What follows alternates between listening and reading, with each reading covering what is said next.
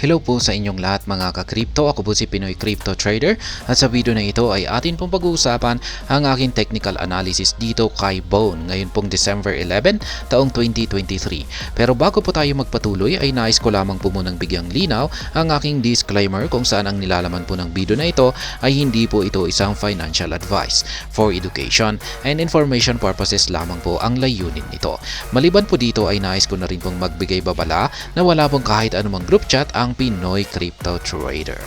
At ayan, ito po yung nandito po tayo sa daily chart time frame ni Bone at ito po yung aking naging previous price projection sa kanyang magiging galaw. Ayan na nga, ito ay nagkaroon ng retest dito sa ating trend support line dito.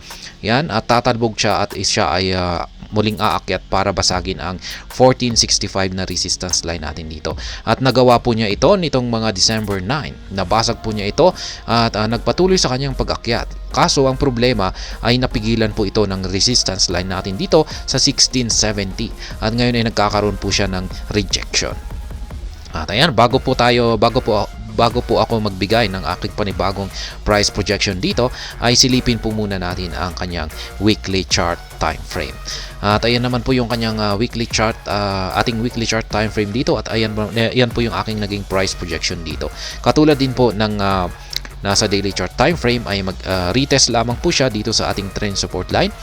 Yan, pagkatapos niyang magkaroon ng retest ay aakyat po siya. At yan nga, sumabog siya nitong mga December 4 na previous weekly candlestick natin. Kaso yun nga lang at nagpapakita po siya ng rejection dito. Yan, bumabagsak po siya para magkaroon ng retest. Kaya yan, lipat lamang po natin ito, iurong lamang po natin ito. Ayan, ang taas po ng sunod na aakyatin niya kung sakaling nabasag niya ang major resistance line natin dito. Target profit po natin ito. Ayan, dapat nakabili po kayo rito. Ayan, ng mga October 9. Ayan, nakabili po dapat tayo rito sa 972. Ayan, mababang presyo ng Baby Dogecoin. Ayan, si Baby Dogecoin. Ayan, dapat nakabili po tayo rito.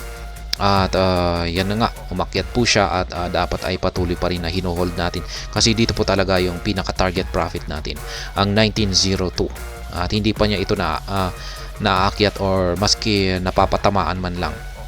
Kaya ayan po ang aking inaabangan na akyatin ni Baby Dogecoin kasi take profit ko po dito. Magti-take profit po ako dito sa 1902. At syempre, ayan, meron ba akong ititira para dito sa 2836 kasi mas mataas po talaga kung pag-aakyatin po niya ito ay mas mataas po talaga ang ibibigay niyang kita dito or ROI. Kaya ayan, sana nga ay mabasag niya ang 1902.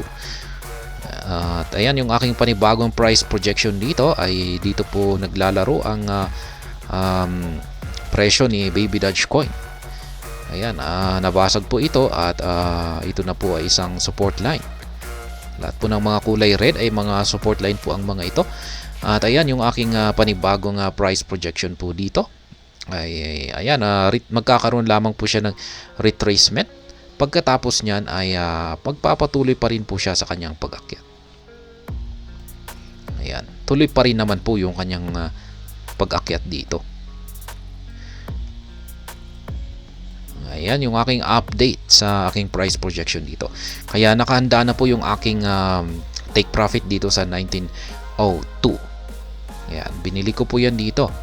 Nakabili po ako ng marami dito sa 972 kasi murang-mura. Ayan, ang mura ng Baby Dogecoin dito sa 972. Kaya ang sarap ibenta rito sa 1902. At syempre, dito, 2836. Kaya syempre hindi ko ibebenta lahat. May ilang porsyento lamang na ibebenta ko rito sa 1902.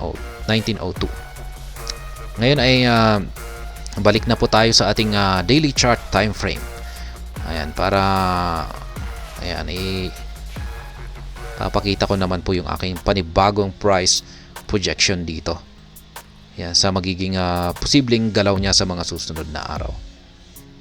Ayan, nabasag po ito at isa po itong support line. Palitan na rin natin ng kulay red.